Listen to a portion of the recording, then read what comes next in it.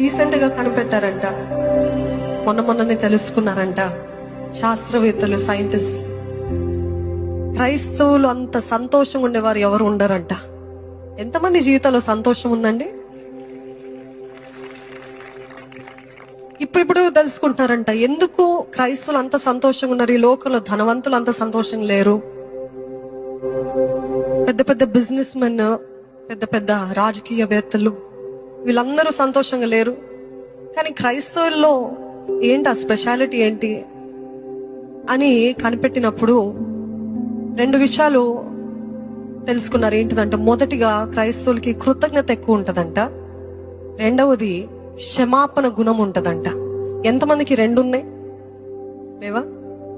ఎవరికైతే కృతజ్ఞత ఉంటుందో, the spirit, the heart of gratitude, ఈ కృతజ్ఞత ఉన్న వారికి ఏ చిన్నది ఇచ్చినా అది అవే నాకు ఇది ఇస్తావా అని చెప్పరు, దేవా ఇది ఇచ్చావు నీకు వందనాలు.